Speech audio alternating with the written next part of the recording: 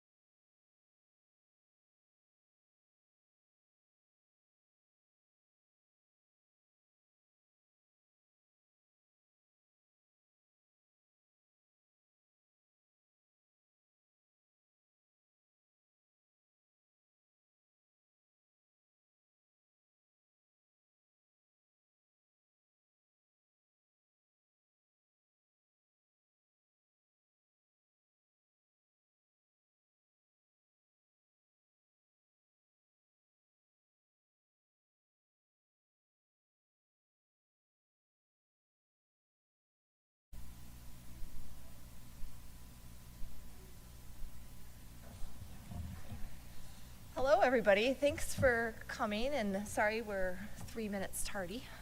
Okay, we're moving right along. You missed the pledge, so we're going to move into item 3.01, recognition. And I guess you're going to recognize us. Oh, isn't that wonderful? Thank you all for coming. Oh, how convenient. No, certainly, as the board knows, we are at the tail end of School Board Recognition Week, and we would be remiss on behalf of a grateful community if we didn't recognize all of you for your volunteer service to the children of the Fayetteville-Manlius Central School District. As a small token of our appreciation, as you know, we bring things from the different schools, and this year from the high school students in the maker space and the library. Thanks to librarians Mary Petroulis and Liz Lutz, they've put together some gifts for you from the makerspace, highlighting the work that they are excited to do as part of the new facility, which we pushed for.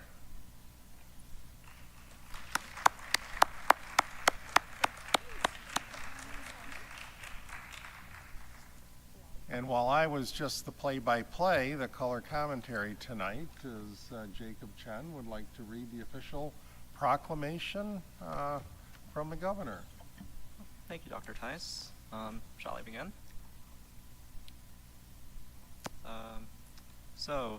State of New York Executive Chamber Proclamation. Whereas New York State has one of the best public education systems in the nation, comprised of 731 schools, districts overseen by more than 700 school boards, whose members are the educational leaders in their communities, preserving policies that govern their local public school systems, and providing guidance for statewide school systems that serve nearly 2.7 million of New York State's children. And whereas our state public school consistently maintains high standards so as to best meet the educational needs of all children and to empower them to become informed, productive contributors to society and an ever-changing world. And whereas we recognize the role of school boards in partnering with school administrators and educators to provide students with safe and healthy learning environment and ensure optimum opportunities for intellectual and personal growth. And whereas members of school boards are committed to serving children and schools of our communities and devote many hours to elementary and secondary public education as they continually strive for improvement, excellence, and progress in education and recognition and all children can be successful learners. And whereas these dedicated individuals are strong advocates for public education and are responsible for communicating the needs of the school district to the public and the public expectation to the district by working closely with parents, educational professionals, and other community members. And now, therefore, of Kathy Hochul, not I, Governor of State of New York, do hereby proclaim October 13th to 17th, 2025 as School Board Recognition Week in the Empire State.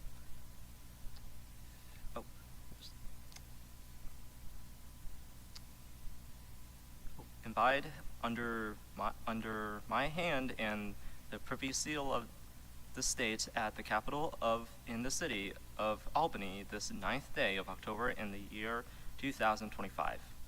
Signed by Kathy Hochul.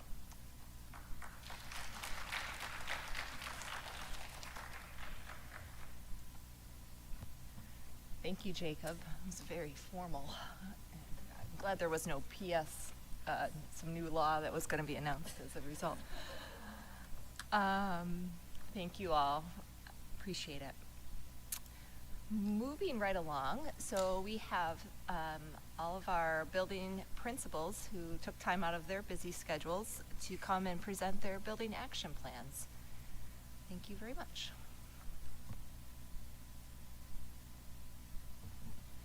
Good evening. Thank you very much for everything that you do as a board.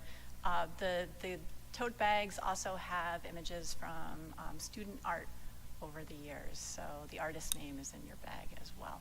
So thank you. I'm Catherine Doughton. I'm the Assistant Superintendent for Instruction.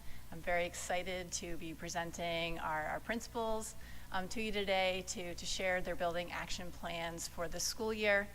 The structure for our presentation this evening is to highlight the goals as well as the outcomes and data that exist within our strategic plan areas.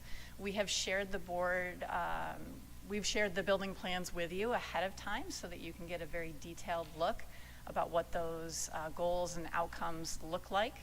We want to be mindful of time. We ran slightly over last year.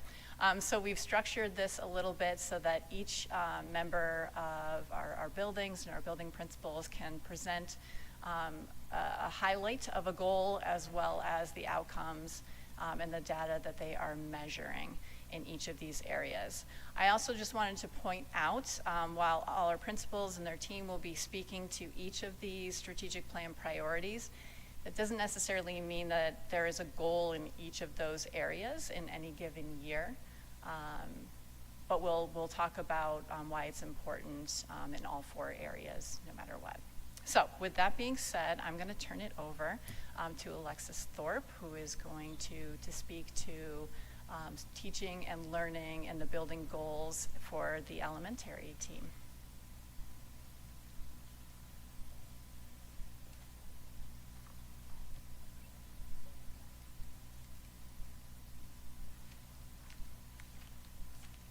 Good evening. Hello, everyone. So I am Alexis Thorpe. I'm the proud principal of Fayetteville Elementary, and I'm going to start us off with our teaching and learning building goals. At the elementary level, I'm just going to read our goals, and then the middle school and high school will read their goals, and then we're going to circle back and then talk about the outcome indicators. So we'll kind of do it in that fashion. So based on the quantitative and qualitative data gathered during last school year, we chose Benchmark Advanced would be implemented with intentionality in kindergarten through 4th grade. And I do want to just note that we are, as a building community, we are very, very grateful that we were able to do this in the kindergarten through 4th grade. There was talk about what we can find the funding for, and you did it. You made it work, and we're very proud to have you backing us up, because it's been huge for our teachers and our school community to be able to do it in K through 4, so thank you for that. We're also looking at expanding opportunities that promote student engagement, educational equity, and personalization of instruction at the elementary level.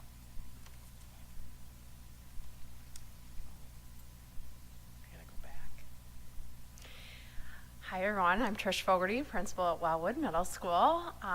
In teaching and learning at the middle school levels, we're really focused on that personalized learning practices, looking specifically at strategic scheduling, data-informed decision-making, and targeted academic supports that promote equitable and responsive instruction for all learners.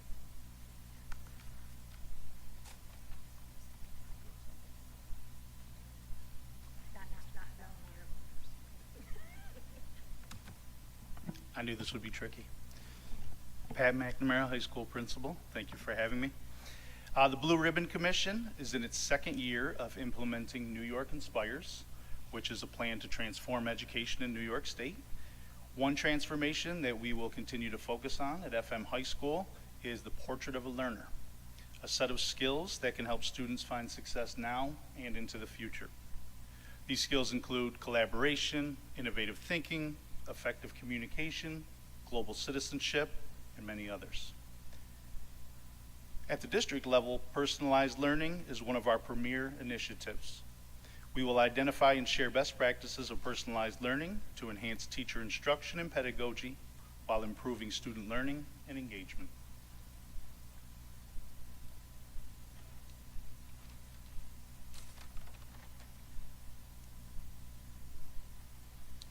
So strategy and outcome indicators at the elementary level for our teaching and learning goals. One of them is, of course, using the professional development opportunities this school year for our teachers around Benchmark Advance. We're going to be using time at all of our professional development time this school year. We're going to dedicate time for the teachers to learn and grow together, as well as with benchmark advanced representation from the program. Another thing that we're looking at is flexible scheduling. This is a Mott Road initiative. They had a team over the summer look at win time. That's what I need now. And they're looking at how they can put something into place in their schedule for common academic support times, like blocks of times where they have the academic support for each grade level. They have been talking about looking at other school districts that already utilize this time and how they could make it work for their building. Another thing at the elementary level, we continue to expand our special ed continuum with special ed classes in each of the buildings. New for this year, Enders Road started an 811 special ed program, and at Fayelle we included a new 1211 to add to our already 1201 class that we already have. So now we have 2 at Fayelle. And Mott Road continues to support their students in their 1211 and 811 classes this year. And finally, Enders Library for English language learners. In response to the increase with our English language learner enrollment, Enders Road is hoping to expand their library to include multilingual titles for their students and their teachers to help support their learning and continue. And that's it. Thanks. Good evening, everyone. I'm Karen Liparulo, principal at Eagle Hill. Good to see everyone. I hope there's some goodies in that bag for you to snack on tonight. So talking about the strategy and outcome indicators for the middle school, we're going to, Wellwood and I are going to be collaborating between Eagle Hill and Wellwood for the Master Schedule Committee. We are also implementing a systemic process for regular panorama data review. We are going to prioritize personalized learning through the development of department level goals, which is something that we did start last year, with a focus on horizontal and vertical alignment of key skills. That's to include assessments, grading, and standards mastery. And then we will be supporting professional learning for teachers around the use of universal screening data to drive instruction and intervention, 5th and 6th grade, specifically with the new reading time block that we have implemented this year. Thank you. And now back to Pat. It might be easier if I just explain it instead of reading it. So we are starting at the district level with our district curriculum committee, and that is where we are learning about the portrait of a learner and personalized learning, more than we know at this point. From there, at our high school instructional forum, our teachers and departments there will also continue to learn about personalized learning and familiarize themselves with the portrait of a graduate. But what they're going to do from there is they're going to take these ideas back to their departments, and they are going to find, right now, examples of personalized learning in their classrooms. So we started today at our instructional forum meeting, and English was our first department, so they came and they gave an excellent example of personalized learning in their department. They will also present that next time at our staff meeting, and we will continue to do that for all of the disciplines. And that's the way that we will get it out to most folks. We also have a student panel, and those students are going to express what their favorite personalized learning activity or project has been throughout their time at FM schools.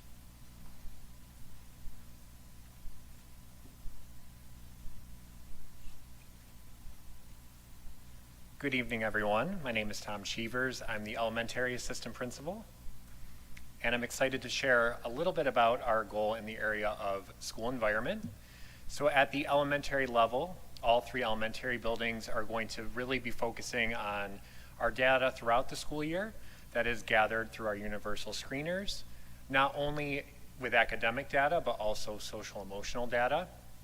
We're also looking at attendance data and are very excited about our new platform, Panorama, which will help streamline some of that data analysis and allow us to make data-informed decisions to support students' individual needs. At the middle school, our building goal is to foster a supportive and responsive school environment through data-informed SEL practices, aligned systems of support, and a consistent behavioral framework.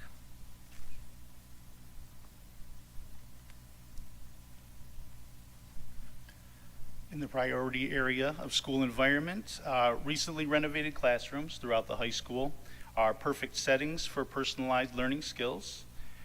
In fact, our new Brojo classroom and equipment allowed for our students to do a live broadcast of the football game 2 weeks ago. Yet now it's time for us to create a new master schedule which complements learning with student choice and a focus on mental health. As Tom said earlier, we will also continue to improve our student mental health services through a new universal screener. And in addition, we have one new mental health support staff person who will be there for the Helio Health Clinic.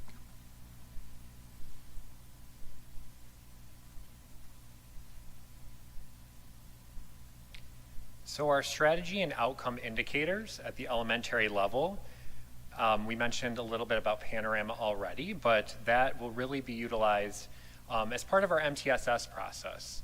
And so at the elementary level, we utilize our BEST teams, which stands for Brainstorming Educational Strategy Teams. And this will be our 3rd year with that team at Enders Road and our 2nd year at both Mott Road and Fayetteville Elementary. And we're excited to now incorporate Panorama not only for the data analysis, but it also has a bank of interventions that are research-based that we can utilize with students and monitor their progress throughout the school year. In addition, we will be using Panorama for a new social, emotional, and mental health universal screener, which we're excited to roll out very soon. I feel as though I'm really going to echo a lot of Tom's words. We're doing the same thing with Panorama at the middle school level and really prioritizing how to identify the Panorama system or program platform has a bank of resources that we can pull from for strategies and ways that we can intervene from things from academics to attendance. So we're looking forward to and have already started to explore that. In addition, the intervention part where we can start to track right through there and see interventions that are working, not working. So really capitalizing on the use of Panorama and creating some systemic processes for that. In addition to that, when we think about MTSS and that umbrella, looking at the implementation of PBIS, so a school-wide expectation. So when we think about the area of behavior, are we explicitly and consistent in our expectations around behavior and what we want from our students? And sometimes at the middle school level, I think we assume, but we need to make sure we're really clear. So focusing on some school-wide expectations and as Tom said, the SEL mental health universal screener that we'll be using through that as well this year. And Pat mentioned the Helio Health. We are hopeful. We're a little bit behind the high school, but the middle schools are going to be getting that very soon too. So we're excited for that to be coming to the middle school this year.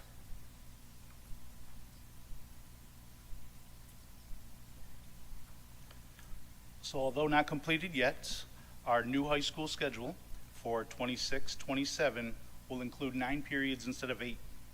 Therefore, students will still have the ability to choose up to 8 classes, but each student will have a scheduled lunch as well. Panorama will be used to create a new universal health screener for all students. A new screener will allow for a clearer picture of our students' mental health. And finally, as stated, we are up and running with our Helio Health Mental Health Clinic.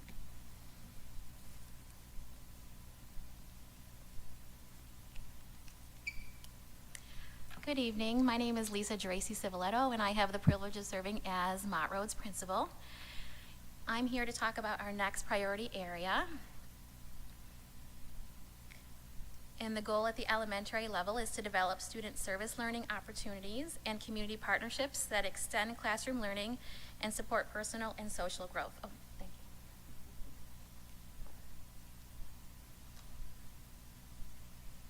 And at the middle school level, we're creating opportunities for students to support others and provide school support for the community.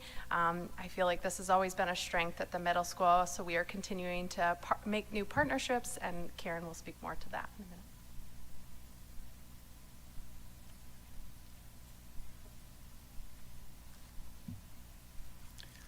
So the last indicator in the last priority area, as I stated, was Helio Health, which is actually a perfect example of a community partnership that we have in our schools.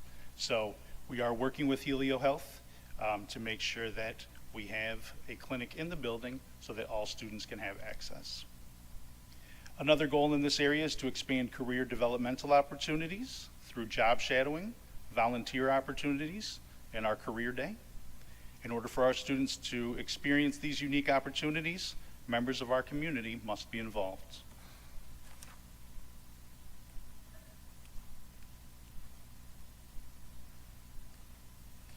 So in this area, at the elementary level, we partner with various organizations such as Camp Good Days, We Rise Above the Streets, Interfaith Works, and the FM Food Pantry. We sponsor food drives. We facilitate Kindness Club, which at the elementary level happens at 3rd grade at Enders Road and Mott Road and 4th grade at Fayette. And this program is facilitated by adult allies. And their topics in this dialogue focus on community building and belonging, personal identity and individual uniqueness, understanding the impact of stereotypes, and action planning for our school community. Such projects like Make a New Friend on Friday, a video about what was learned in Kindness Club, incorporating a kindness wall and positive messaging in our schools, and Chalk the Walk have been projects that have come out of that. We've also worked with, in coordinating with sort of a vertical alignment. The dance marathon comes to Mott Road Elementary, and we do a drive there to help with their fundraising for Camp Good Days. Looking at Pinwheels for Peace is done out of Enders Road, and all 3 elementary schools participate in WALDO, which stands for We All Learn Differently Olympics, which brings awareness to different ways that we live and learn. So we have a variety of partnerships and community outreach that works to develop these foundational skills as we set the foundation for further growth at the middle and high. And at the middle school, we are working to create service opportunities for our students and school community through Project Pass It On and other partnerships with community organizations. Eagle Hill is partnered with Mary Nelson Youth Center, and Wellwood is partnered with CNY Adaptive Sports.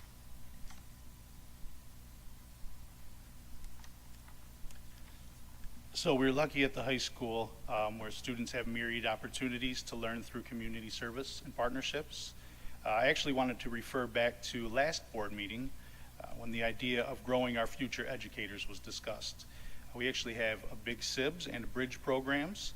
They're opportunities for our high school students to help elementary students in our district.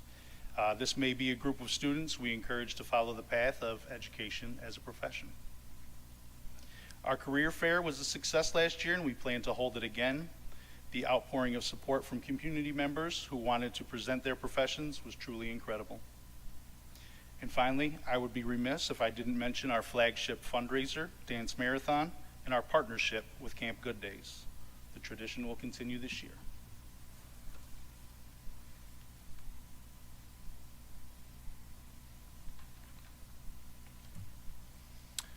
Good evening, everyone. Dustin Verga, principal at Enders Road Elementary. Thanks for your time. Thanks for your support. To discuss the last priority area, which is fiscal responsibility, we at all buildings here are listed. I mean, we are continuously looking at our facilities and our district plans to ensure that we are responding to what we need to ensure that we are still meeting the needs of our students and our school community. So looking at the elementary level specifically, you may notice on the building action plans, I know at least for Enders Road, there is not a listed goal, but that is always something in terms of fiscal responsibility that we're prioritizing. It's always in the background. But we are looking to continue to respond to our emerging needs. I identify special services and ENL, or English as a New Language, as we have additional programming options and services. So for example, at Fayette, that looks like the 2 12-1-1 program that are in the building. Mott Road has a 12-1-1 special program as well as an 8-1-1, and somebody previously mentioned Enders Road's 8-1-1, which is just being initiated this year. So the significance of that and its impact financially is that we are retaining students in our district in buildings rather than sending students out of district, which is a significant cost savings. Additionally, students are getting the benefit of being in the school community. So students in these special classes are not in isolation. They're able to integrate and be with their peers and continue their sense of belonging, which is a priority area as well. So with that, English language learners also are one of the emerging populations. I would say an estimated nearly 100 students in the elementary level across the elementaries. So students at the elementary level who are English language learners are being able to be supported in many different ways. We are looking to try to continue to allow for these students to have access to all facets. You may have heard earlier the library in Enders Road is trying to upgrade their titles and include a little bit more access to books in multiple languages. Additionally, allocation of resources falling under this goal area looks like space. So up here we talk about being committed to providing adequate resources and space. So just as an example, at Enders Road, we have transitioned the maker space, which was kind of a utility, all-purpose space, to being now dedicated for enrichment, which is, one, keeping space that has been used, but also leveraging that space to enhance a program that we have. So now the enrichment program has access to all of the additional resources within the makerspace to support our enrichment program.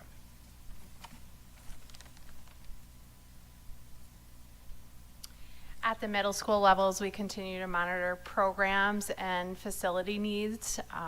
Our facility needs specifically might look a little bit different, as Wellwood has recently undergone a project in Eagle Hills. So while there's differences, those are things that we are constantly considering and monitoring, especially thinking about the safety of our students and remaining committed to making sure the resources and spaces necessary to sustain the high quality programs that we do offer our students can stay there for them.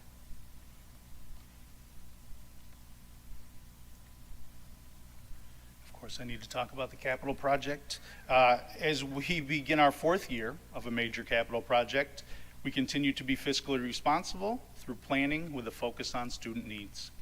It's important for us to fully utilize the newly renovated spaces and classes while also accounting for the cost of safety and security. It's also paramount we offer a wide variety of courses to our students while also accounting for the cost of staffing.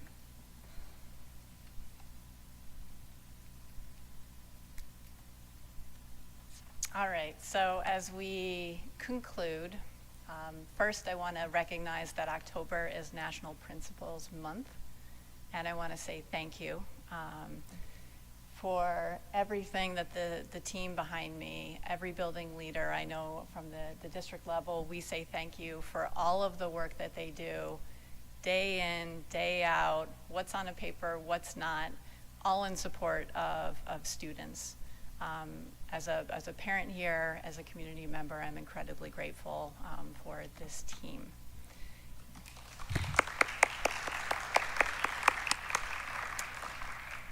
And with them and the goals that we have here, our future is so bright. This is a great time to be in curriculum and instruction when you think about where we are going, even in the next few years. To be all in K-4 with a highly research-based curriculum is a real gift. And being in our curriculum meetings this morning with our kindergarten teachers and moving forward into our second unit and thinking about the professional learning that's coming in a few weeks, it is a huge investment that is going to pay dividends for our kids. And the fact that we are already at the middle school level thinking about how curriculum and instruction and assessment are going to beautifully align with what we have decided from our pilot means that we are committed to that work K-12. And that really brings us to personalized learning. So the fact that on the very first day of school, we had our district definition for personalized learning shared to all of our faculty and staff across all 6 buildings, that the principals are already at every faculty meeting, at every department meeting, thinking about that definition, holding up exemplars and thinking about what can we build to continue to personalize all of our instruction and allow students ownership as well. And that leads us to, again, being ahead on the portrait of a learner. So we have said the words portrait of a learner and not a portrait of a graduate. And that's because we spent the last year developing with our district curriculum council, of which all of our administrators are a part of, our own FM portrait of a learner, which is a real K-12 look, and it is perfectly aligned with the New York State portrait of a graduate, which was published this summer. And so we already have students working to design it. We have student voice on what that looks like, as some of our principals have talked about.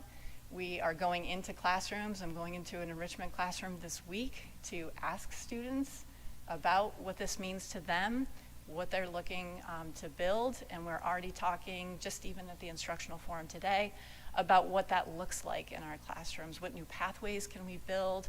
What new courses can we build? And I'm so excited for all of the ways in which our teachers and our leaders have come forth with some fantastic ideas. So when you think about where we're at in New York Inspires, we're ahead. We're ahead.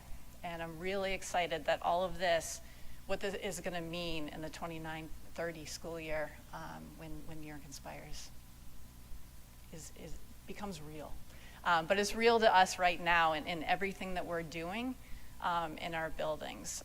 And so while we can't put it all into a presentation, but I hope we've conveyed certainly the goals, and I hope I can continue to convey the excitement that I have in this position as a community member, as a parent, for the work that happens every day in our buildings. So with that, we say thank you, and we'll open it up for questions to the board on those action plans. Thank you so much.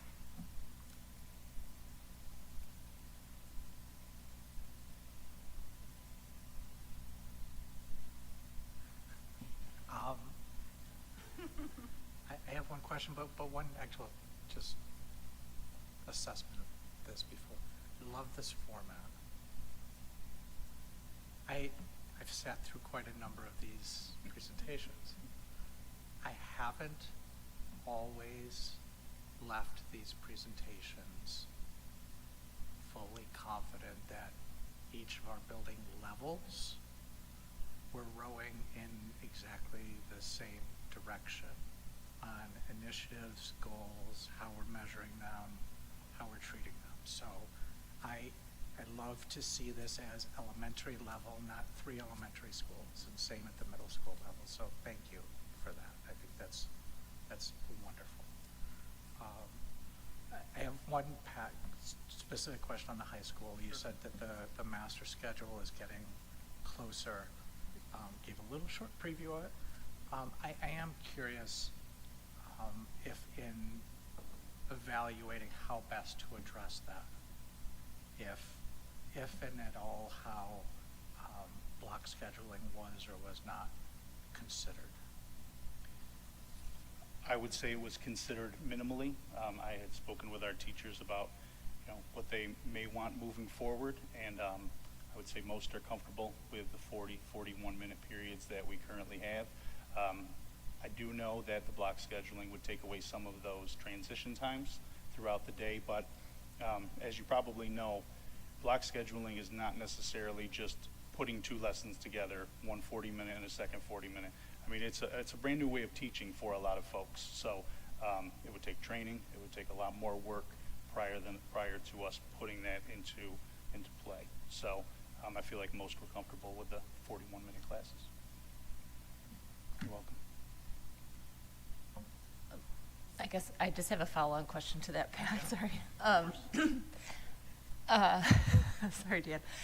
So I appreciate that explanation. I guess I'm assuming that through that process there was also some consideration and discussion related to the impact on students for a block schedule pro-con list, because I know that has come up in the past about homework and different things that may be a supportive way to move for helping students manage course load and things. So I just wanted to make sure it was kind of all encompassing for the evaluation.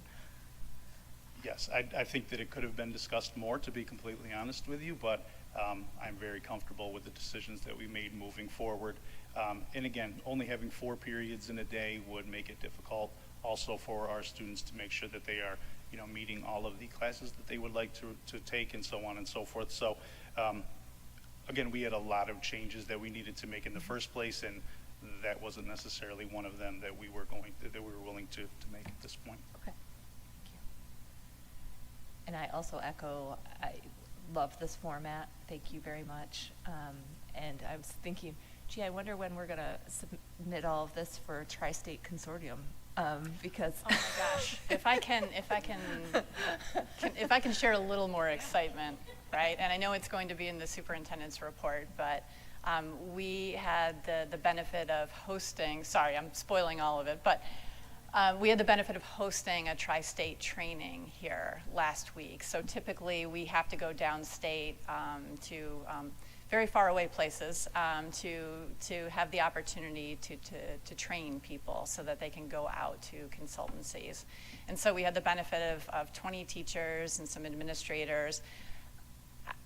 I couldn't get people out of the room on the second day because they were so excited about the training, which again, most teachers who have gone through it said it's maybe some of the best professional development that they've ever had.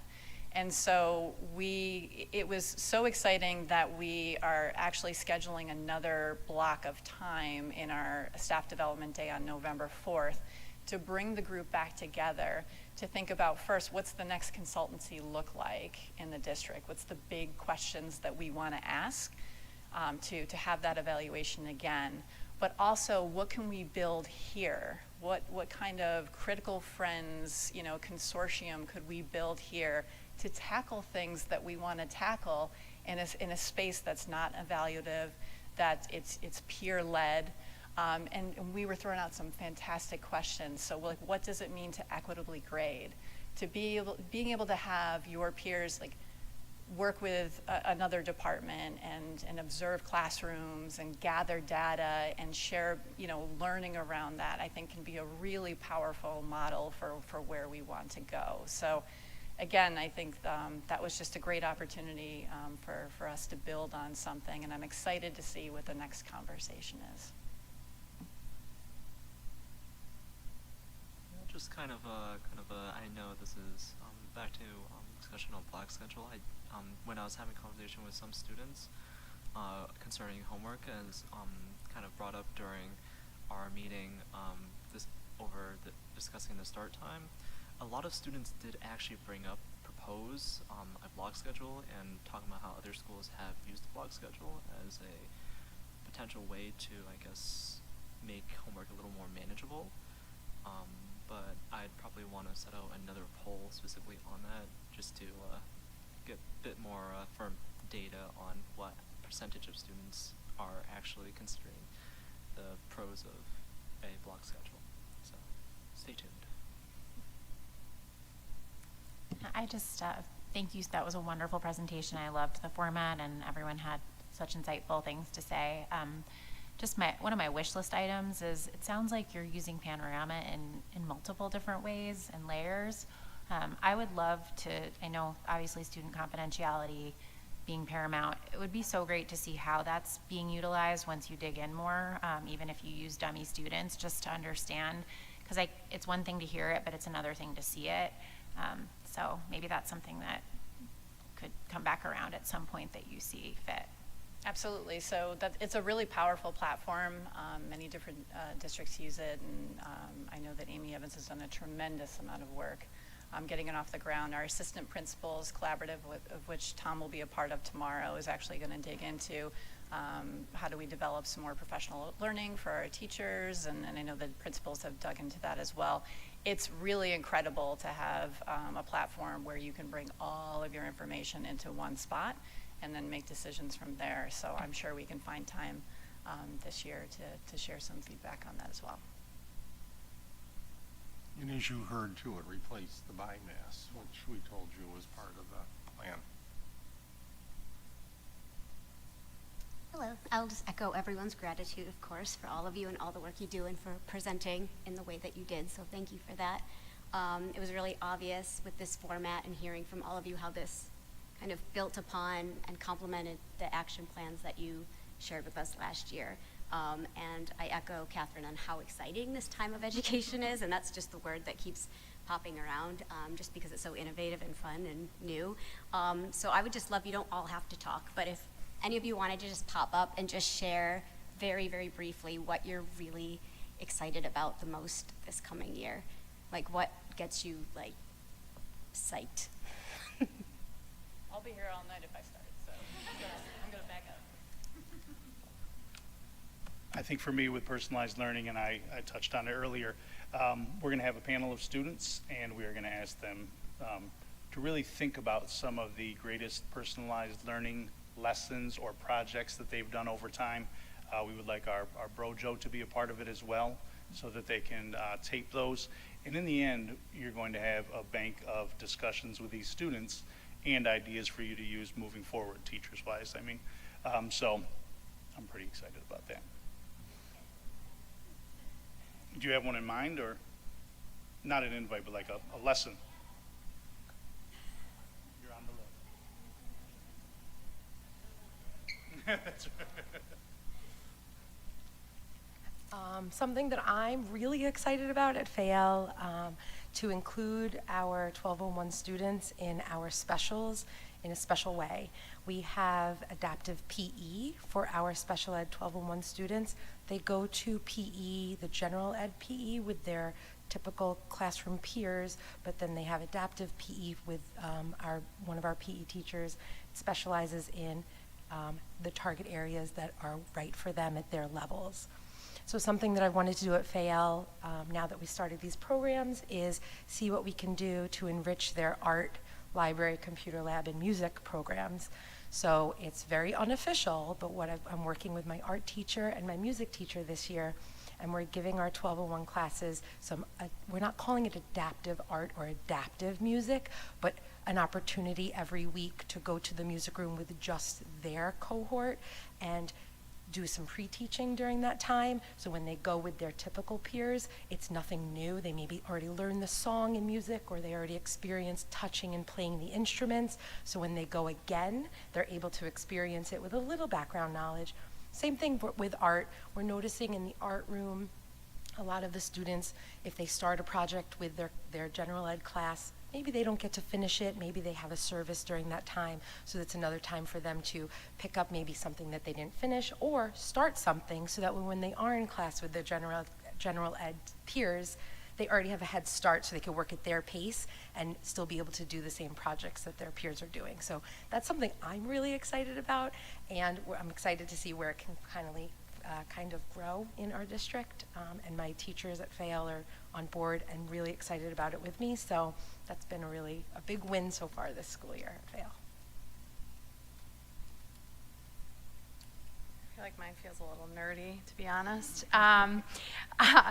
At both buildings, we have a master scheduling committee that's started this year. We just had our first meeting, and I'm really excited because we're going to be looking at that, so we're on the same page with both buildings, and also coming at it through the lens of the Portrait of a Learner and New York Inspires, and where can we maybe think outside of the box with scheduling at the middle school level. And there's no set vision of what that's going to look like, so I'm really excited for the work and looking and diving that into with both schools working on that together. So more to come at the end of this year.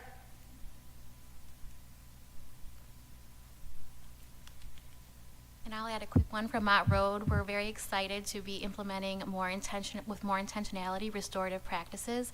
And I'd be remiss not to thank Trish Fogarty for her leadership and Tom Cheevers, who helped build a team at our school. But we're hosting morning AM clinics, which is professional learning. We're attending workshops together, and we're holding restorative circles in our building to help foster relationships and just really focus on how we treat each other in the climate and culture of our buildings. That's something we're really excited about.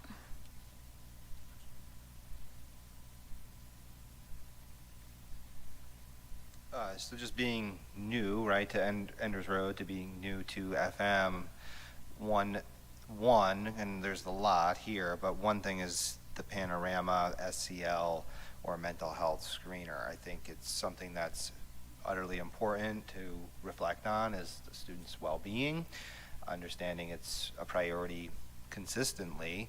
It's been a district priority, but it's one of my own coming from, a former educator. I was a health and PE teacher. I was heavily involved with the New York State Education Department's roll out of the 2018 implementation of the mental health law. So to seeing where we are now, 2025 from 2018, and the advocacy from that, and how really, looking at the elementary level, we're engaging our younger students in reflection and thinking about their well-being and expressing emotional concepts and what that means and how to regulate. And overarching theme there is one of my own passions, which is the building of resiliency with our students and our school community. So that new opportunity with Panorama, as much as Sarah, I know you're interested into seeing all of the facets, which I think you'll really enjoy the visual data components, but that is something that just the sheer screening of it, I think, empowers our students indirectly, and again underscores the priority that it is, and it's so utterly important, student mental health and well-being.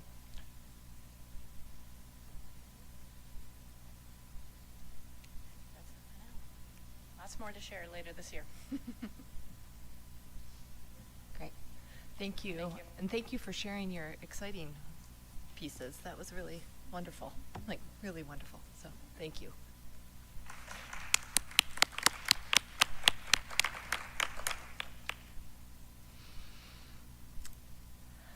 Okay. Yeah. I was going to say, is Sarah coming up to present something? No. All right, item 4.02, President's Report. Oh, did I skip something? No. Okay. Just from a superintendent search update, we are actively engaged in the interviewing process. So stay tuned for more information as that continues. I'd also like to give a very large thank you to Anne for participating in the NYSBA annual meeting on behalf of the district and the board. Huge time commitment. As with anything, they never go super smoothly, but you persevered, and we are incredibly grateful for your service. So thank you very much.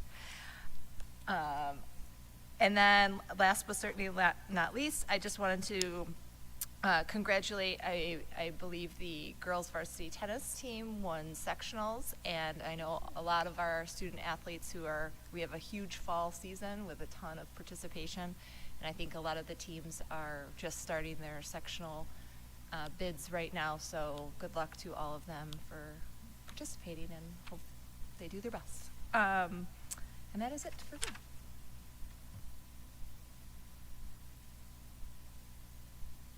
Item 4.03, Superintendent's Report. Thank you, President Fitzgerald. In your board docs is the backup information.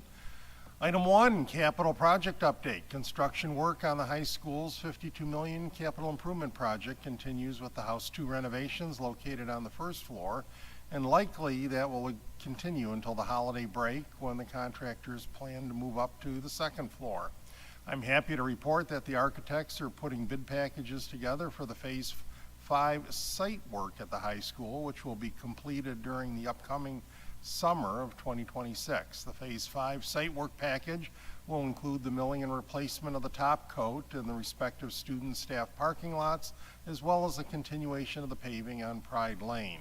It will also include the installation of an access road at the rear of the building in the event of an emergency. Dr. Doughton talked quite a bit about the Tri-State Consortium training. We were lucky to have 20 staff members, faculty, and administrators in attendance.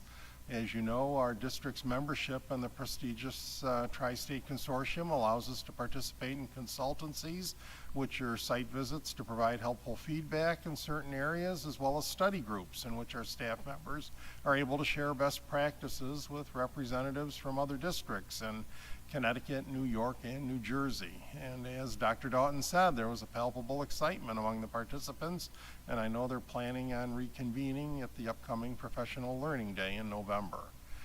Item 3, School Start Time Committee. Our School Start Time Committee will continue their deliberations in early November and will attempt to reach consensus on a recommendation that can be brought forward to the Board of Education at the regularly scheduled November 17th meeting.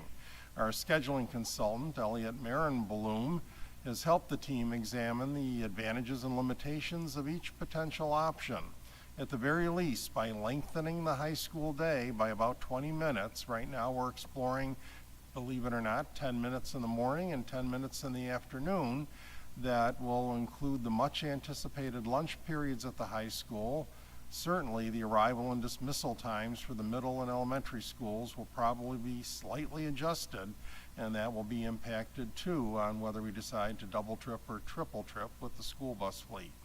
And item last, our annual report should be hitting community mailboxes in the near future. As per custom, the annual report features a community survey accessible from a QR code to gauge stakeholder perceptions about the school district. The report, which I know our district clerk has provided you with a copy at your station, is replete with valuable information regarding the district's progress on its overall strategic plan. The narrative references many initiatives put in place to further our work in the 4 key priority areas. As you are aware, these priority areas include teaching and learning, school environments, service learning and community partnerships, and fiscal capacity and responsibility. That concludes my superintendent's report. Does anybody have any questions for Dr. Tice? Okay, thank you very much. Item 4.04, reports from committee or representation updates. Marissa, legislative liaison. We'll start with between Jacob and Marissa. I'm not sure if you guys had a chance to coordinate yet. We haven't talked yet, but I will be reaching out soon so that we can meet. I hear a lot of good ideas that you're mentioning. I want to talk about how we can bring those to the board. Sounds good. Okay. Okay, great. Thank you. And then Marissa, OCM BOCES update. Yes, so OCM BOCES is has a capital improvement project. Its first in about major one in about 30 years. So I have some information about that for the board, and we have a short video to show what the referendum would cover. There's been about a 30% increase in our CTE enrollment at BOCES, and there's a desperate need to upgrade some of our classroom spaces and our buildings both in Cortlandville and in Thompson Road.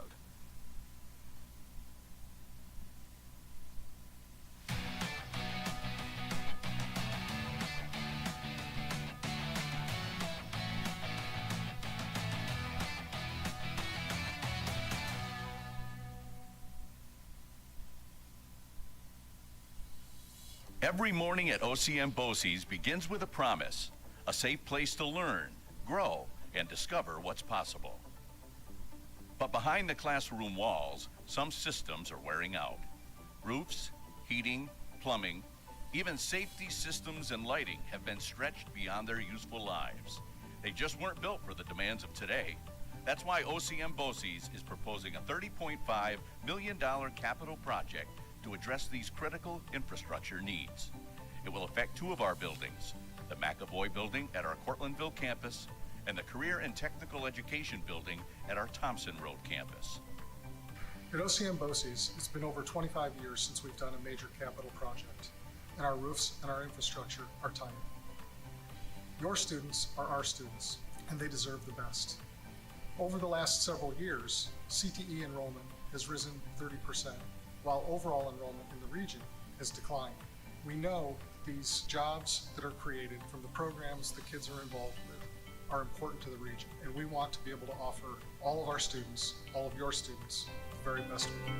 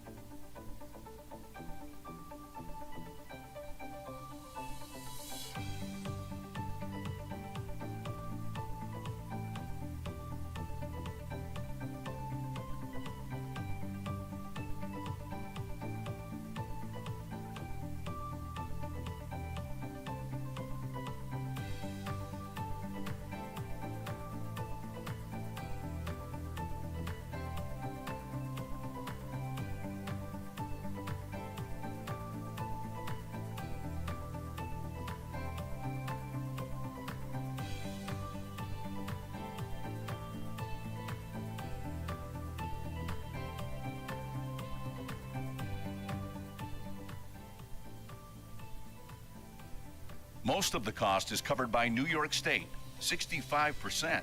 The rest is shared across our 23 component school districts. For most homeowners, the tax increase per year is going to be less than a medium cup of coffee. You can find the estimated tax increase for you by visiting ocmboces.org/capital project. Just click on the district you live in. I appreciate BOCES because it gives me a big head start for my future. It's just such a great way to hone in on your ability, and it gives you access to actually be able to achieve what you enjoy doing. I think BOCES is awesome because I get to build a house and I get to learn cool new things that I've never learned before. It's definitely a really good opportunity for really anybody, not just somebody who wants to be a mechanic, or if you're in construction, you don't have to be a construction worker. It's really good to learn these kinds of skills just in your daily life. I feel that the renovations are going to be good for BOCES. It would just make the learning experience smoother and better for all the students. I appreciate BOCES because it gave me a second family, and I look forward to coming here every day. This is your chance to shape the future. Join the conversation, ask your questions, and make your voice count on November 19th. Please vote.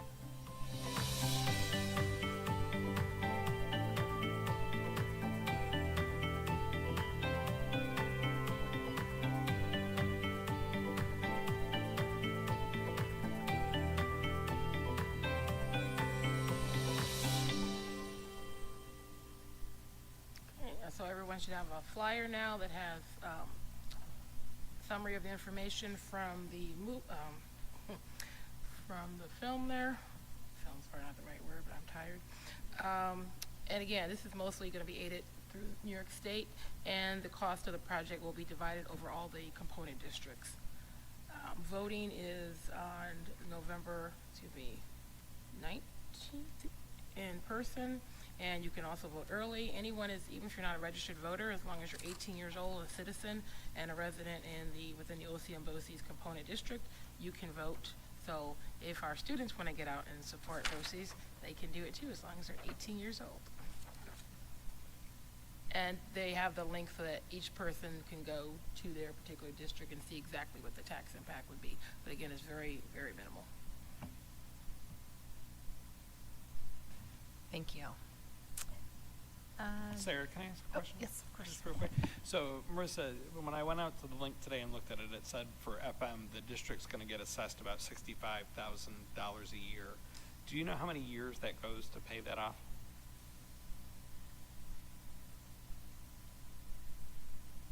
I do not know how many years that is over off the top of my head, but I can find that out for you. Thanks. Mm-hmm.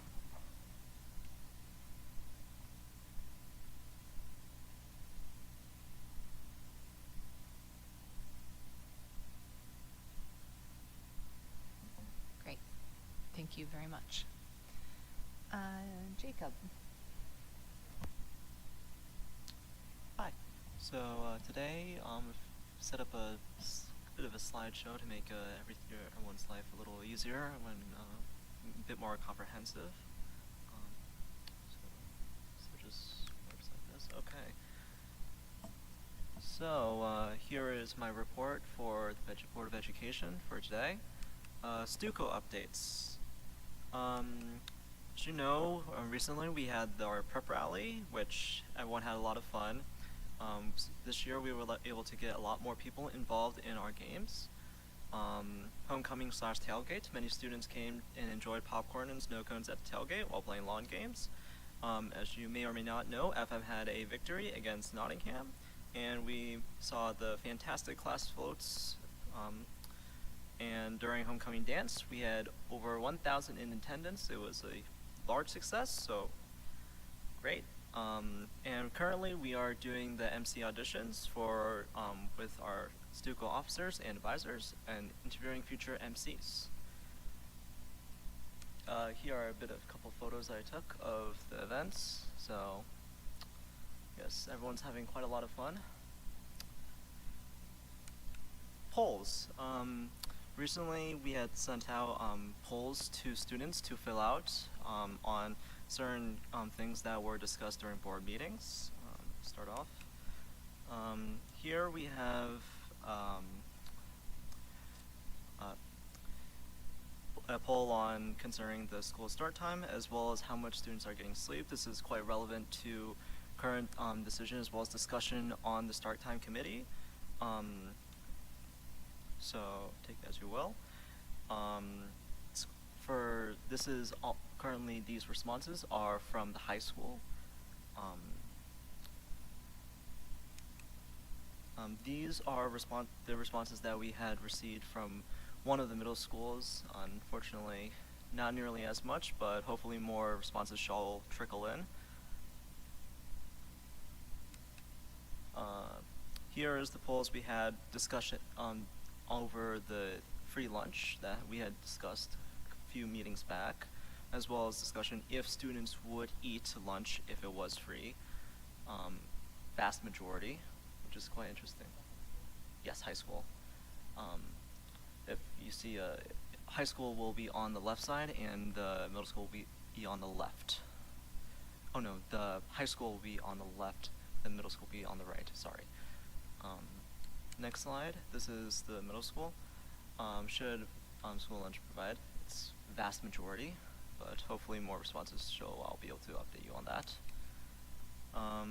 This is on the question of should schools make meals more personalized. It is quite divided for the high school, which I found quite interesting, that a lot of people were quite indecisive about it. The middle school seemed quite more decisive of a yes. So I know this was another one that was brought up by a teacher. If we should be making school sizes smaller, a large portion of the high schoolers said no, and equally large from the middle schoolers of our 23 respondents. So which is interesting, give or take, and it's quite similar. But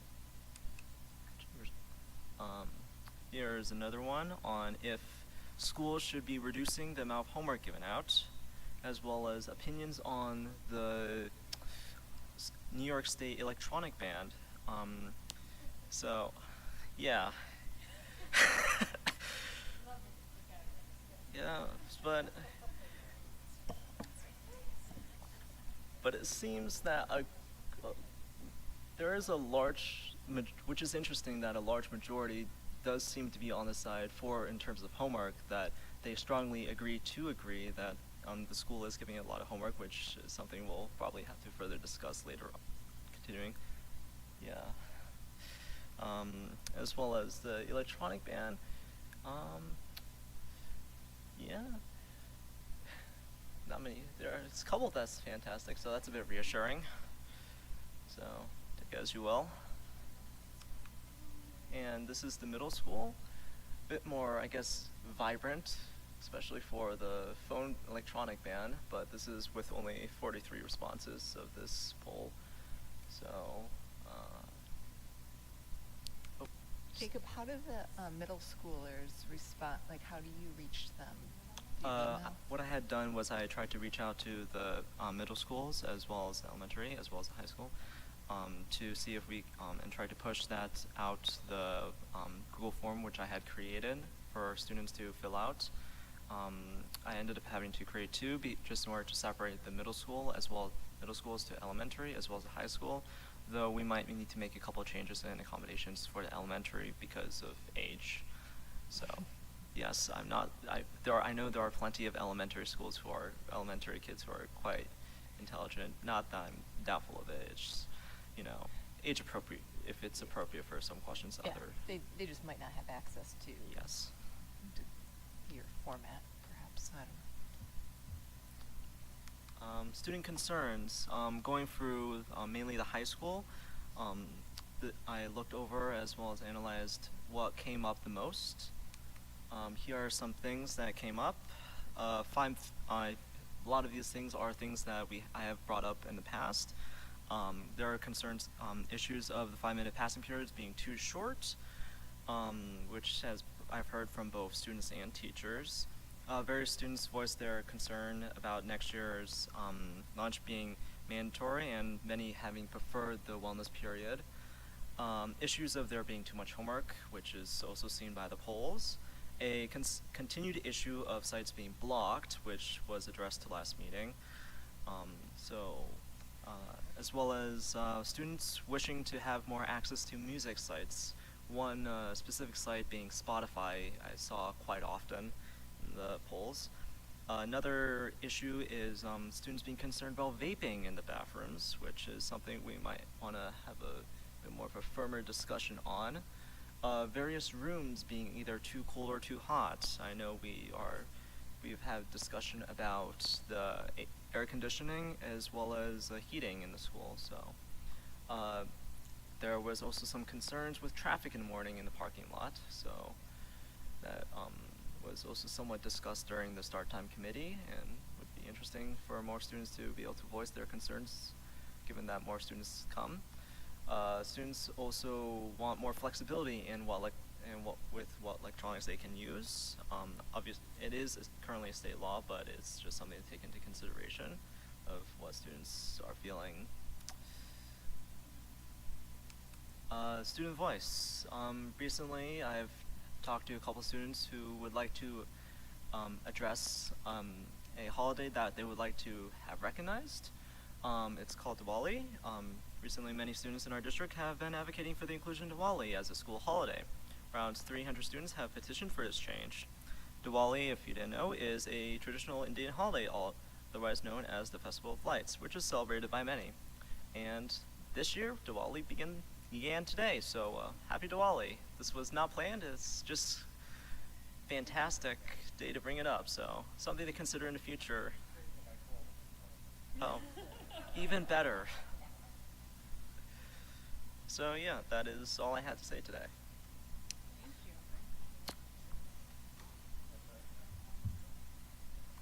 We haven't done.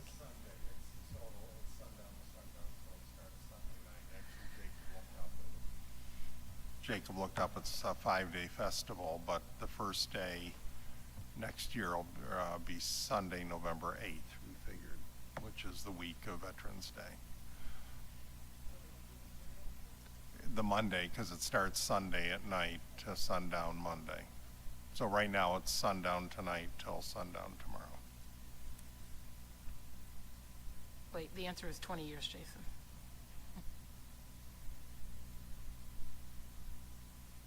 Well, Jacob, that was phenomenal. I mean, such a great presentation, so substantive. And I guess my question for you and the board is, what do we do with all this information? I mean, it's one thing to just move on to the next agenda item, but how do we take this feedback from students and integrate it into the work we're doing? So I just kind of wanted to open up that discussion. I'd like to see some follow-up specifically on the lunch part piece. Students somewhat like wellness versus lunch, or there were some students who would like to see more personalization, more diversity in the lunch, but there was, I can't remember how many students responded, but there were a lot of students who thought the lunch should be provided free of cost. And I was wondering if those students were aware of the limitations that puts on what they're able to receive. So I'm wondering if you think that it would be helpful to gather some students who are more passionate about that than others, and a small group, maybe student council, I'm not sure, but a group of students to really like dive into the issue and say, to make sure they're very informed about what they would receive in each scenario. I can see what I can do about that.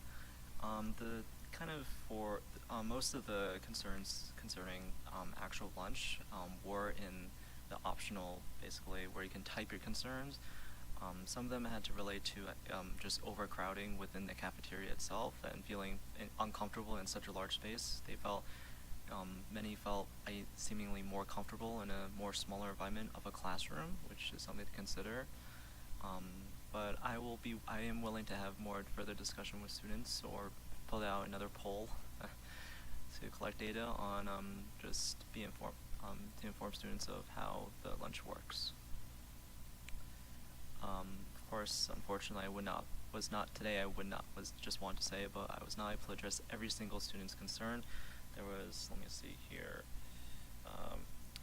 119 concerns written up, typed up, so I apologize in advance if you had a concern that you're very strongly in, if any people online or in person that they had typed, just know that it was read and something that I will be having further discussion with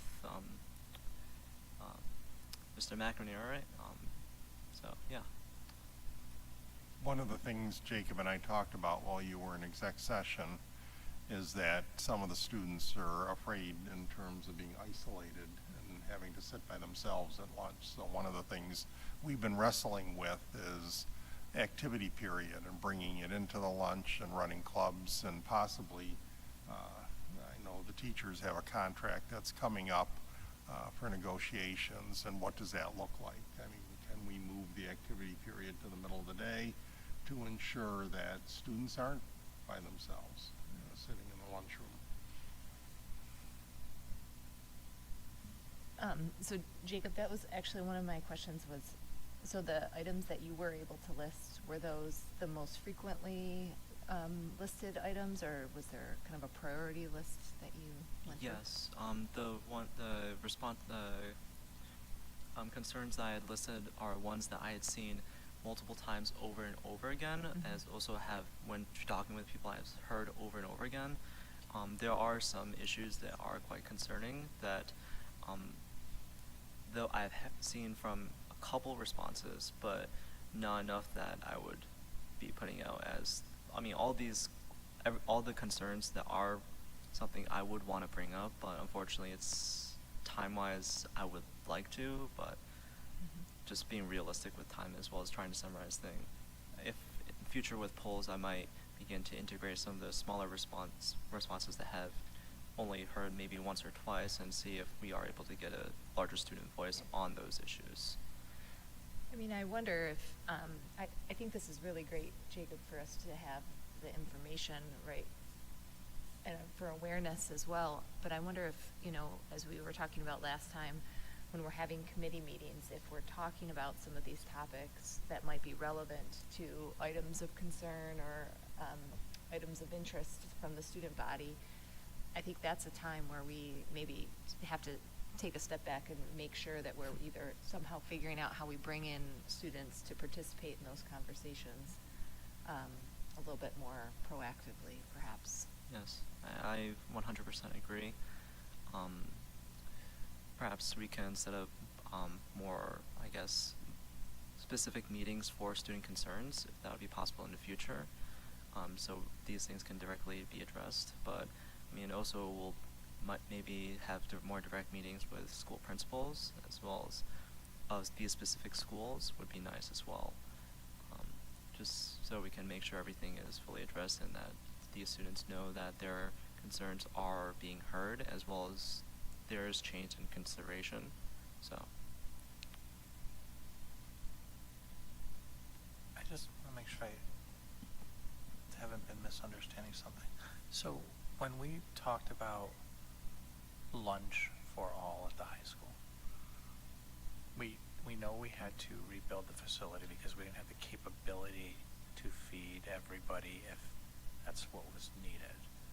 But we've also had multiple conversations about enabling and allowing lunch to take multiple forms and not be just lunch in the cafeteria.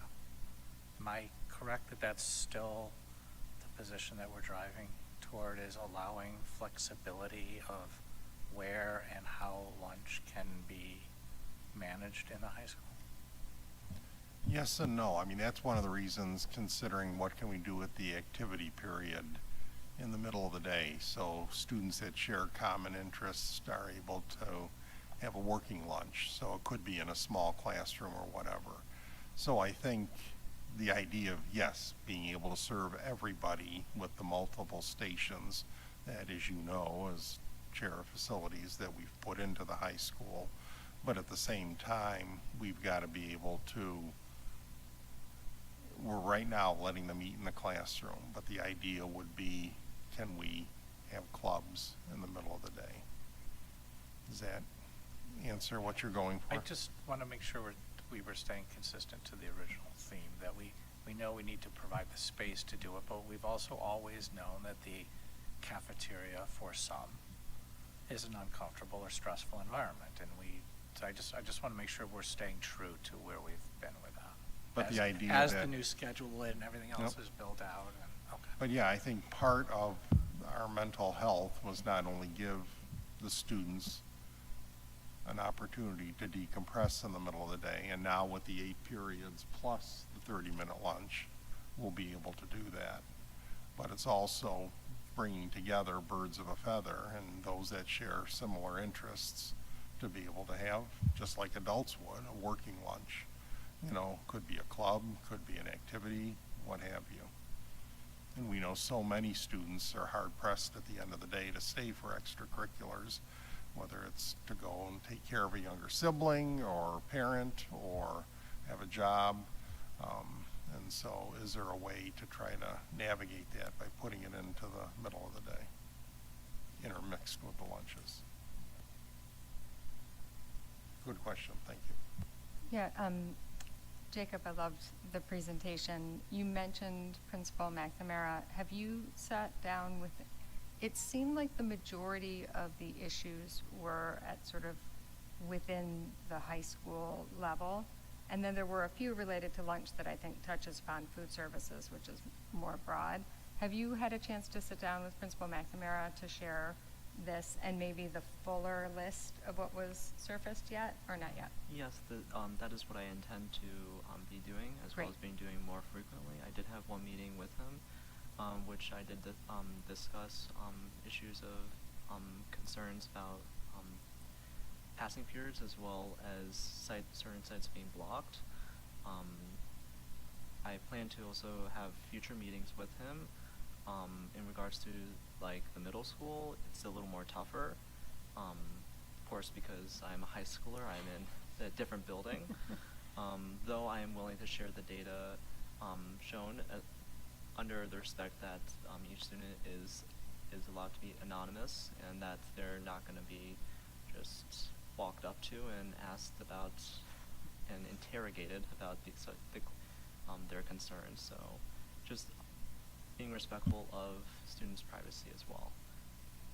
So does that answer your question? Yeah, I mean, I think there's an enormous value to pulse surveys, right? Because they can give you a snapshot of, at any given time, how folks are feeling about something. And I'm interested, if you do some of these continuously throughout the year, if we'll be able to see, shifting perceptions or shifting attitudes.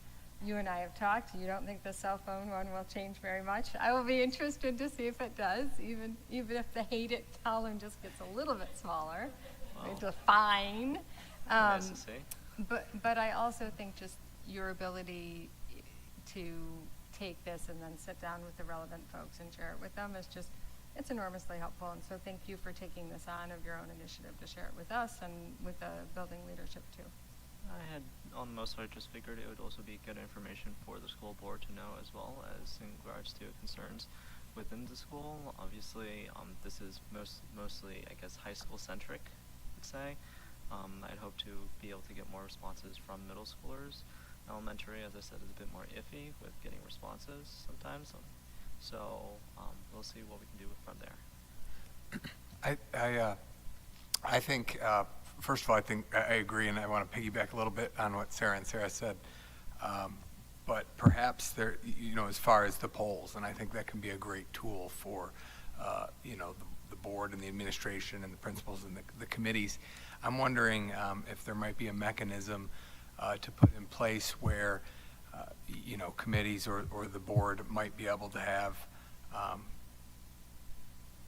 where we can push out, not us push it out, but maybe through you or however, a mechanism where we can pull or take the temperature of the student body and do it in a way that gives some context to the question, because that can be the challenge with polls sometimes, as we mentioned with even some of these things, but especially if there's a particular topic, whether it be school start times, give some context, give a couple of questions that relate to that to really take the temperature and do it in a way that's not just a snap poll necessarily, but with a little bit of context. And that might be, if we could put that type of mechanism in place, I think it would be a great tool for some committees or us, where we could say, hey, Jacob, perhaps, let's put together this, really quick, not a lengthy poll, but a couple of questions and give it a little bit of a paragraph of some context so that we can take the temperature on some of these topics. Because I do think some of the response, I thought it was a little bit surprising. So I think sometimes we assume, that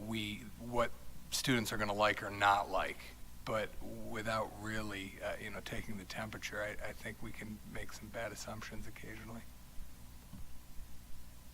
And I think, we've had discussions among the officers about including, like in community relations committee, including members of the community. And in the past, we've had students participate on that, and having faculty or staff, I think there's a way to bring in, as we've talked, even for something like the community relations committee. I 100% agree with you on that. Obviously, this is mostly just a first-time thing. I'm just trying to see how many students are actually going to respond, because it is an optional thing. I'm not forcing these students to fill out these polls. Maybe as evident by the middle school's lacking responses. I'm quite proud of our high school of 438 in 24 hours. So, yeah, I do 100% agree with you that we could make some of these polls a little more specific, so we can, and as well as be a bit more specific ourselves with these, what we're talking about, so students have a full understanding of what we're trying to ask of them. Thank you. Any other questions for Jacob? Great, thank you. Anne, would you like to give us a debrief of your event? I would love nothing more. So on Thursday night, I was able to participate in the NYSBA annual meeting. I had some technical difficulties at the beginning of the meeting, and after that was solved, so that prevented me from being able to vote for the first, I think 14 resolutions. I got in at resolution 14, which means most of the things that we talked about at the last meeting had already happened. So I apologize for that. That was beyond my control. They actually let me into the meeting as a panelist, and Danielle Grasso, I have to give her all the credit in the world. We were going back and forth over email while the meeting was happening to get me in, so I appreciate her efforts. They were nothing short of heroic. The process was interesting. It's really something that I have never experienced before, and there was, generally speaking, about 285 people on the call. That it kind of waxes and wanes depending on who's getting kicked out because they're on too many devices, such as myself.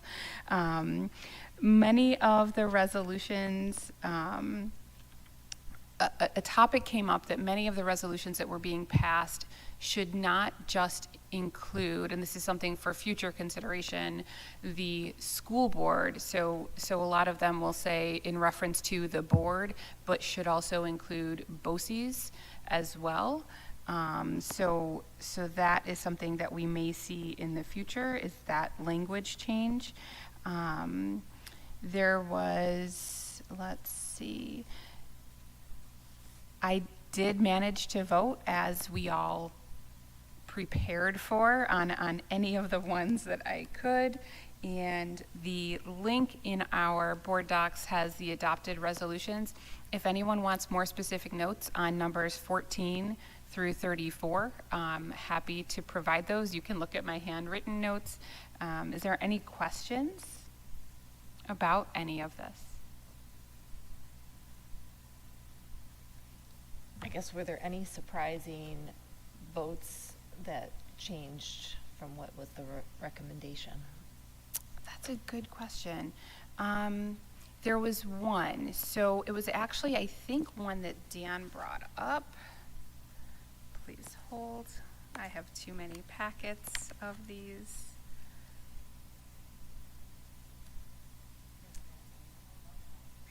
Yes, whole milk did pass.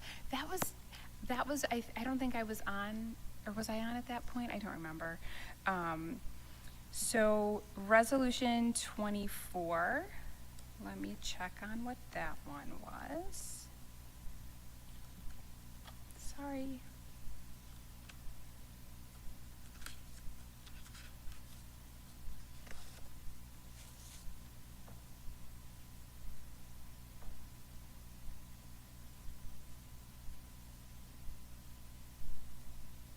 Nope, that wasn't it. I'm sorry. I can't find the right paper. Give me a minute.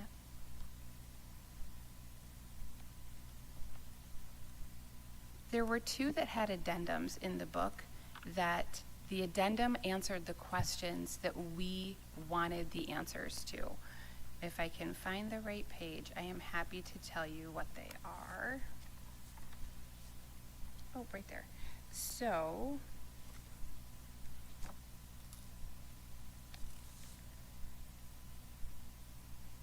it was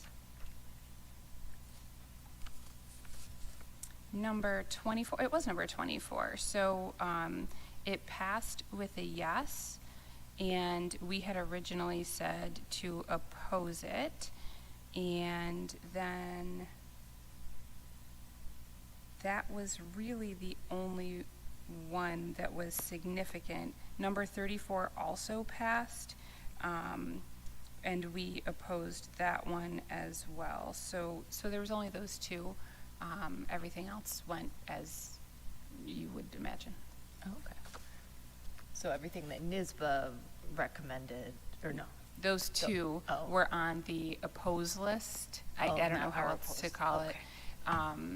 And the addendum is what clarified the information that people wanted clarification on. One of them might have been about middle school age or something like that. Yeah. So if you want my notes, That's okay. happy to share. Well, thank you for participating, and we will need to participate again next year, so we can share, we can rotate the responsibility, so we'll just need to be thinking about that. Thank you very much, Happy Ann. to Appreciate rotate it. the responsibility. I'm sure you would even train your replacement, right? Okay, great. Item 5.01, public comment. I believe we have one person registered for public comment. Jay Brenner. And as you're coming up, Jay, just as a reminder, we have allotted 3 minutes per person. And issues involving particular students or employees are not appropriate topics. And the board typically does not respond to any comments that are made. So don't be offended if we don't respond. Thank you. Thank you, President Fitzgerald and Vice President Cohen, Superintendent Tice, members of the board, for giving me a couple minutes to talk about an issue that has come to my attention that I would like to ask the board to consider. So first of all, who am I? I'm Jay Brenner, as you heard. I'm a parent, a father of a 12th grader and a 10th grader at the high school. And I have not addressed this board in 12 years. I think Marissa was on the board then. She remembers. And that's because y'all have been doing such a great job. So I want to thank you for providing such a great oversight to the district. 3 years ago, 3 school years ago, I got to have the opportunity, really it was a privilege, to chaperone the school music trip when our son was a freshman. And it's because of my day job. I'm a physician, and the district likes to have physicians and nurses accompany the students. But my full-time job as a parent is why I'm here. And it was such a phenomenal trip. They went to Williamsburg, Virginia, as some of you might know, and stopped at Howard University to get a master class. And this was, 3 groups: the combined orchestra, the combined band, the combined chorus. And then went on to Busch Gardens to have a great time, ride some roller coasters. I got to ride with a couple of the teachers. I won't tell you who got sick. Okay, it was me. There's a reason why it's called verboten. It means forbidden in German. Don't go on that wooden roller coaster. And then it concluded with, the festival, the music festival, the whole reason that, the trip was planned for. And if you could have been there to see the joy, the pride, and the unity that all the students had when they won first place across the board at this music festival, it was just phenomenal. And you know, seeing the social, emotional learning that these students were getting was really remarkable. So why am I here to talk to you? It's because the music trip is penciled in for end of March into April, but it may not happen this year. And I'm under the understanding that it can only happen, am I down to 35 seconds? Oh my gosh, okay. We have to raise, we have to raise the limit on what a school trip can cost an individual student. And we have to do it now so we have time to raise. It's currently $750, which is from 1986. Inflation puts that should be at like $2,250 by now. So apparently the Administrative Council, the board, has to act on this for this to happen. And I think it has to happen now so that we have time for our students and families to fundraise so we can send our students on this marvelous trip that is important for their social, emotional learning. And thank you. Oh, look at that, right under the wire. Thank you very much, Jay. Appreciate the feedback.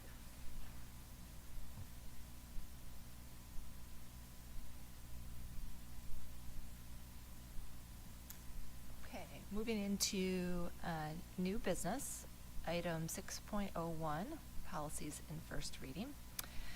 Be it resolved that the Board of Education of the Fayetteville-Manlius Central School District hereby moves revised policy 7210 and the 9000 series policies into second reading for the next regular board meeting. May I have a motion, please? Thank you, Rebecca, and a second, Ann. Any discussion? I just have on a few of them. The proposed administrative regulation is still in there. And I thought that that's just not what we vote on or move forward. I thought I could be wrong how I was interpreting it. Go back to it. You are correct. We don't approve administrative regulations. Right. It could be. Let me just. I'm sorry, I didn't mark down where it was.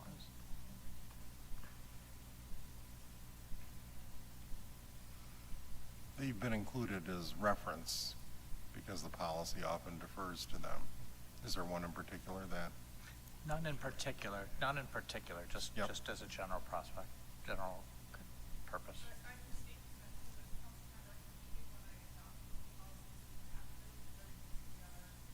Okay. Yeah, we're not adapting at this point anyway, so. Right. Okay.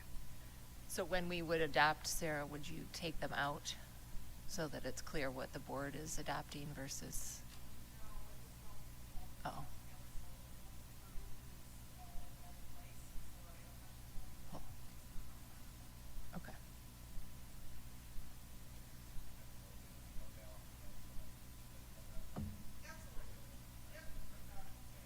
Okay. Any other discussion items? Okay. All in favor? Anybody opposed or abstaining? Okay, thank you. Item 6.02, approval of minutes. Be it resolved that the Board of Education of Fayetteville-Manlius School District approve the minutes of the regular meeting held on October 6, 2025 as presented. May I have a motion, please? Thank you, Rebecca, and a second, John. Any discussion? All in favor? Anybody opposed or abstaining? Okay, thank you. That was Marissa. Yep, Marissa and Jason. Okay. Ongoing business, 7.01, board development. If you're interested, so the National School Boards Association, their annual conference this year is in April in San Antonio. So if you are interested in that, I think that would be something we should all discuss and go from there. Item 7.02, future potential considerations for future meetings. So no changes on our list unless there's anything anybody wants to bring up on there. 8.01, future meetings calendar. So we are gathering again on November 17th. And we will be going over some statistics that Dr. Tice will compile, amongst other things. That will also probably be the school start time recommendation. So we're just trying to make sure we have plenty of time and materials in advance so that we can give that the care that it deserves. Is the intention of that to just receive the recommendation and then subsequently have discussion about it, or is the intention of that to receive the recommendation and vote on a course of action that night? I think it's up to the purview of the board. The intent is to receive the recommendation, and then if we feel we can act on it, then we should act on it. If more deliberations are needed, the only thing that we're up against, as you know, is that we promised the community that especially if there was any flip involved, flip and slide, or just a plain flip, we would want to give the community as much advance notice as possible for any child care arrangements. I'm assuming a recommendation that doesn't include a flip in it possibly could be voted on and have a quicker turnaround.